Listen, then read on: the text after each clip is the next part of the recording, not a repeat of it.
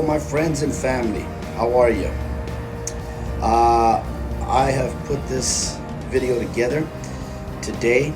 You know, this is my channel. I always like to come and give a lot of talks and stuff like that on my channel.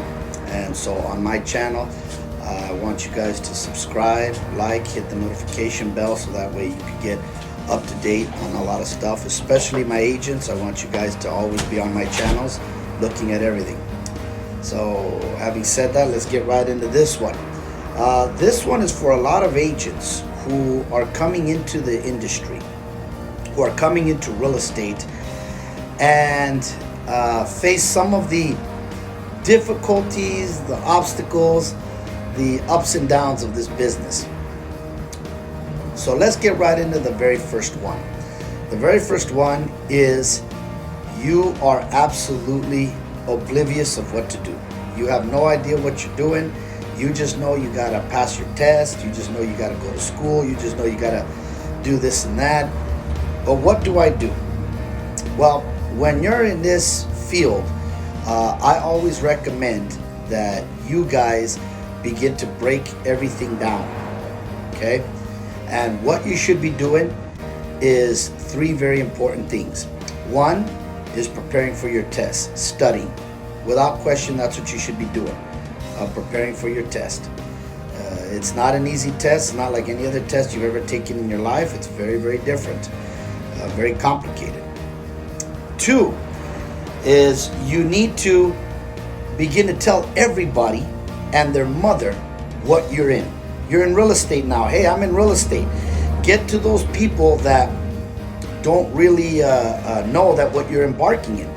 Everybody around you, from your barber to your mom to your brothers to cousins to even a friend you haven't seen in 20 years, let them know, not just on Facebook. You should be making phone calls.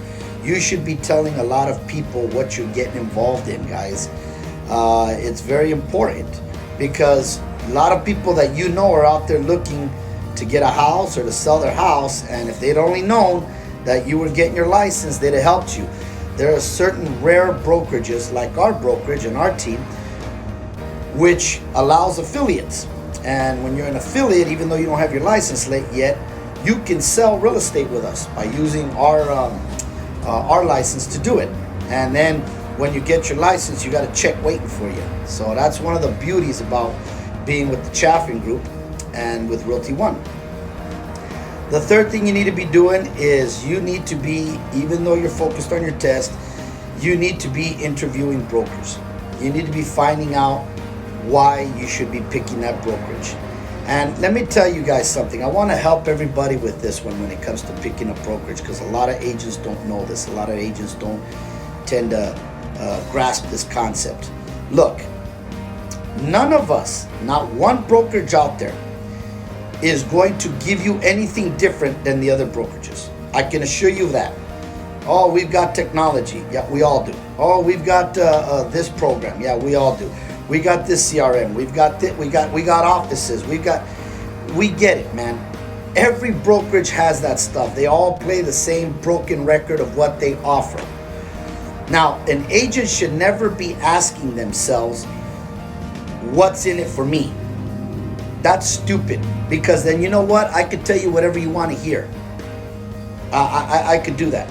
Because what the dirty secret about brokerages is they play a numbers game. This is why they spend so much money on recruiting.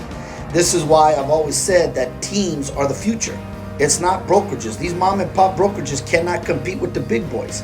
If you were going to start a brokerage, I would say you need about $50 to $100 million, and you need to be able to launch a campaign where you could recruit and get at least anywhere from 600 to 700 agents on your team, on your company, on your brokerage, excuse me. Having said that, you know, when you do get into this, so if you start saying to yourself, oh yeah, what's in it for me? What are you going to give me? That's a foolish thing to ask, because then they'll just give you the moon and stars. You know, they'll just tell you whatever you want to hear. And then whatever brokerage gives you the most is what you're going to pick, which it doesn't exist. So then at that point, you get all this stuff, but then you don't succeed. You still not good.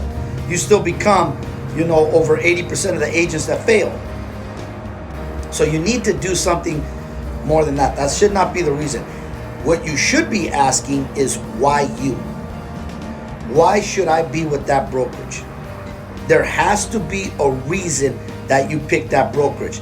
And let me tell you right now, because your friend or your cousin or your dad or whoever works there or is in that brokerage is the wrong reason. That should not be the reason why you choose that brokerage. Since the beginning of my career many years ago, I chose Realty One. I've never left Realty One. I've never tried a different brokerage. I've never even considered, not even had the thought enter my mind to choose a different brokerage. Now, if you're asking me, because you're all going to have your own reasons, that's the question. Why this brokerage? Why should I be with that person? Why should I be with that brokerage? You have to have your reasons. You have to have, and it doesn't matter what they offer you. They could tell you, you know what, I'm not giving you shit, and you still pick them anyways. So you have to have your reason. I could tell you I had 2 reasons why I chose Realty One. And the second reason is because I felt Realty One gave me the best opportunity to succeed and the most protection. They guarded me, they coddled me, they recruited me, they mentored me, and they always put me in the right direction. Always did. See, Realty One has no ego. It has a culture to it that's unreal, man. It's a culture where it's not just about them and about what they get. Because the dirty little secret I was going to tell you why these companies spend so much money on recruitment is because if they get 100 guys, they know that those 100 guys know a mom, a brother, a cousin, or whatever, and they're going to bring 3 to 4 to 5 transactions, whatever it is.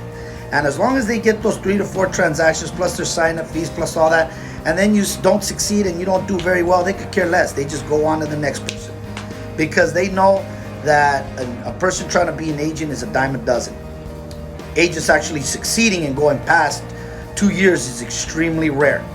It's like, I think 99% fail in their first 2 years. That's a scary number, but look it up. Don't take my word for it. I think I'm almost positive that's what it is.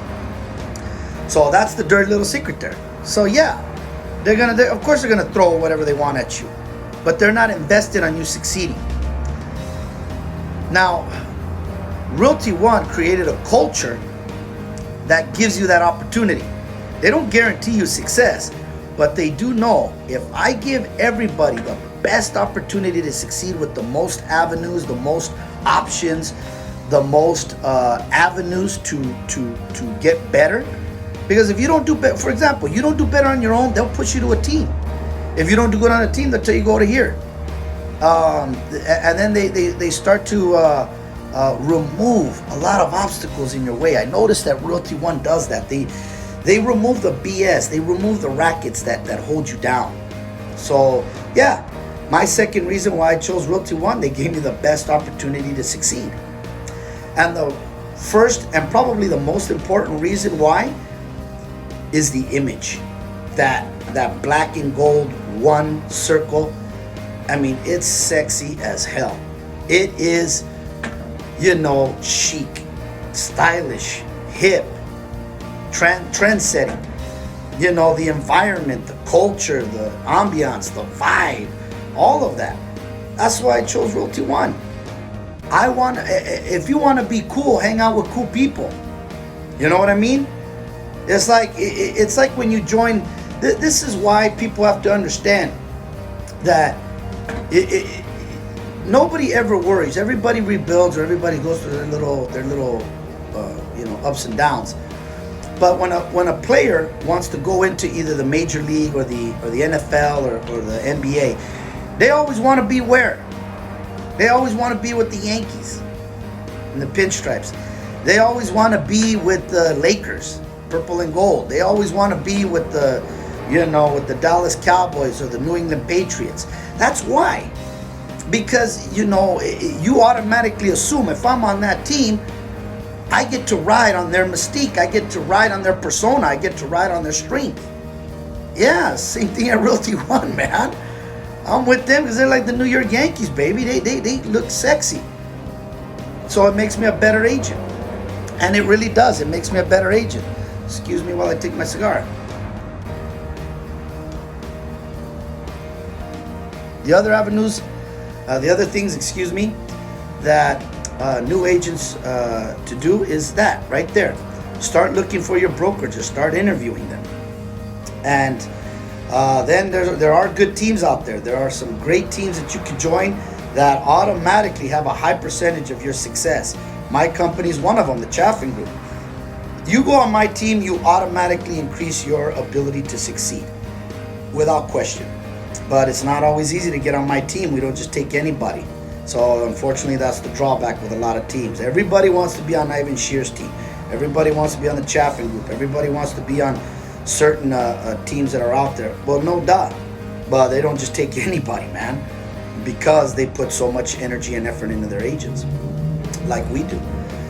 So the other thing that I wanted to touch base on as new agents are coming into this, so that was the first thing that they deal with. What do I do? I'm lost. That's what you do. Second thing is they say to themselves, okay, now I've got all that down. I need to pass my test. Some of you fail your test your first time, your second time, your third time. Guys, it doesn't matter how many times it takes to pass it. You just got to pass it once. So guess what? I passed it my first time. Woo. If I passed it my first time and you passed it on your 8th time, does it really matter? Does it? We both got the same results, man. We're both licensed. That's all that matters. I do not want you to lose faith.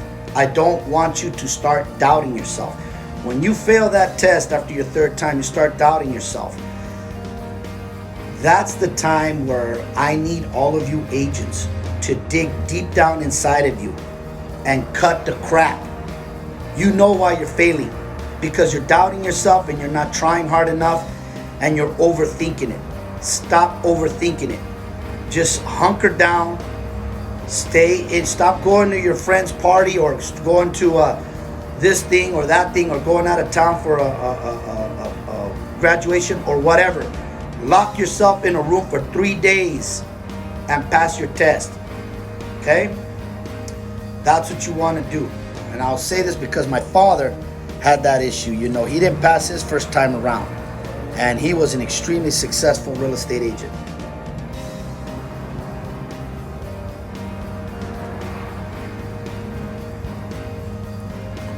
So pass that test, man.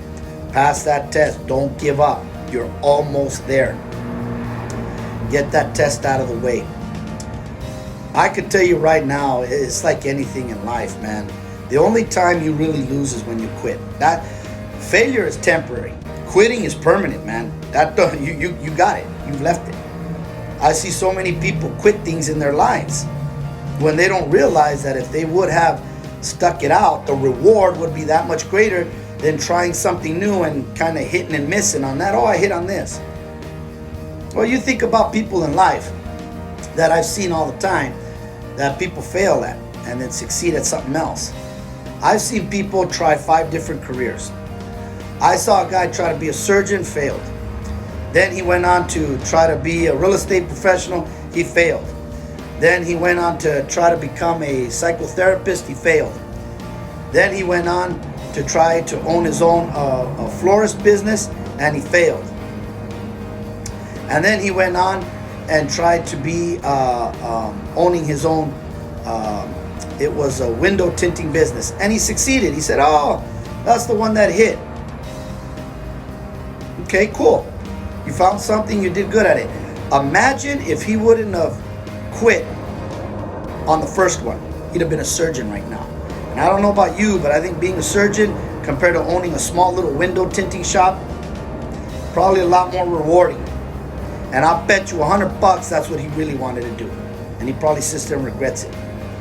So that's not the same thing, guys. Okay? Elon Musk, Steve Jobs, some of these other big name guys, if they would have quit on the first one, oh yeah, he'd be the most popular, carpet, textile salesman in the business, rather than being the owner of Tesla. There's a big difference from that, guys. I don't know how to do much in this world. And I can tell you right now, I don't quit on things. I go after them till the wheels fall off. I let the universe tell me that, hey, this ain't for you.